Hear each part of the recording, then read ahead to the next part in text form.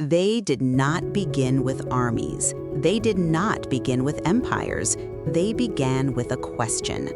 On the rocky shores of the Aegean Sea, where land breaks into islands like scattered thoughts, a people once looked at the world and dared to ask why. Why does the sun rise? Why does justice matter? Why do we exist? And from those questions, ancient Greece was born. Greece was never one nation. It was a conversation. A conversation carried through narrow streets of Athens, whispered in olive groves, argued in public squares, sung on theatrical stages, and written into stone. A conversation that said, the world is not only to be inherited, it is to be understood. That hunger to know, to debate, to imagine was the spark that turned scattered city-states into one of the greatest civilizations history has ever known. They lived on difficult land, thin soil, rugged mountains, few rivers. Nature did not make it easy for them, but adversity has a strange way of sharpening the mind. Because they could not rely on endless farmland, they relied on ideas. They became sailors, traders, thinkers, connecting cultures, borrowing knowledge, challenging assumptions. Where others built walls, the Greeks built questions. And perhaps that is the first lesson they offer us. Growth does not begin in comfort. It begins in curiosity. In the city of Athens, a radical idea took root, one that still echoes through our world today. They called it demokratia, power, not in the hands of a king, but in the hands of the people. Imagine that moment. Ordinary citizens standing in the assembly, farmers, potters, soldiers, voices rising, clashing, deciding the future together. It was imperfect. Women were excluded, slavery existed, but the idea itself was revolutionary.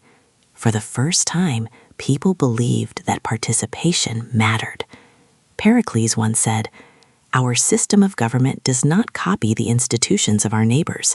It is more the case of our being a model to others."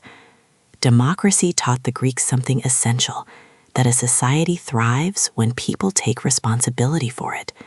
And today, in a world where many feel unheard or disconnected, Greece reminds us, your voice matters, but only if you use it. Freedom is not passive, it is practiced. But Greece was not built on politics alone.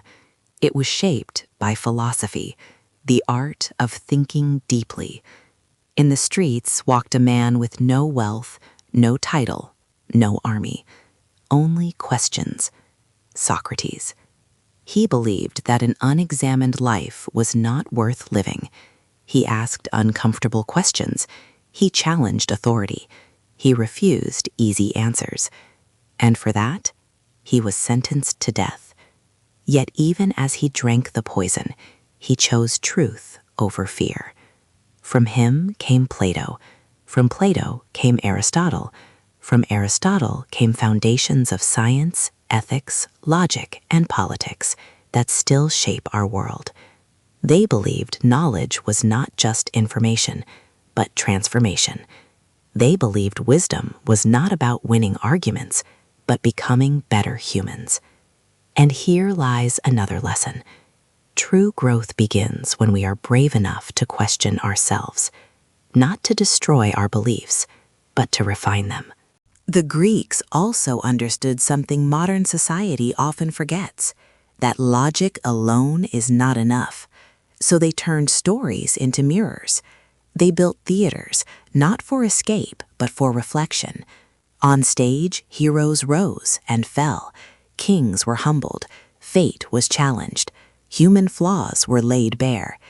In the tragedies of Sophocles and Euripides, audiences confronted grief, pride, ambition, and moral choice. In comedies by Aristophanes, leaders were mocked, and society laughed at itself. Aristotle called this catharsis, the cleansing of the soul through emotion. The Greeks knew that art was not decoration, it was education of the heart.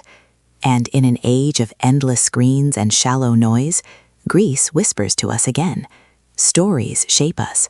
Art reminds us who we are and who we could be. But do not mistake Greece for a peaceful dream.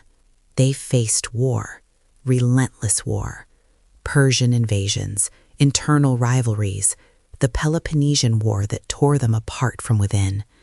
City fought city, brother fought brother. Athens fell, Sparta weakened, the Golden Age faded.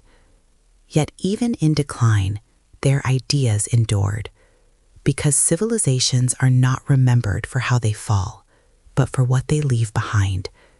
And Greece left behind something immortal, a belief that humans, though flawed, are capable of reason, creativity, and self-rule.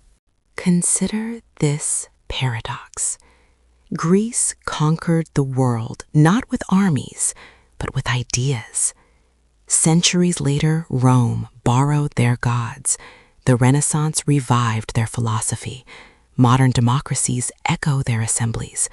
Universities still follow their questions. They are gone, yet they are everywhere. Which brings us to the final wisdom they offer us. You do not need perfect conditions to build something meaningful. You need courage to ask questions. You need a community willing to listen. You need art that tells the truth. You need perseverance when ideals are tested. Ancient Greece reminds us that greatness is not about size or power. It is about values lived consistently. In a world overwhelmed by certainty, they chose inquiry. In a world tempted by tyranny, they chose participation. In a world marked by suffering, they chose meaning. And now the question turns to us. What questions are we afraid to ask? What conversations are we avoiding? What voices are we silencing within ourselves and in others? Because history is not something that ends. It flows like a river. And today we stand on its banks, deciding whether we will merely watch or step in. The Greeks believed that humans are not finished beings. We are becoming. And perhaps that is their greatest gift to us, the belief that through thought, dialogue, creativity, and courage, we can shape not only our societies, but ourselves.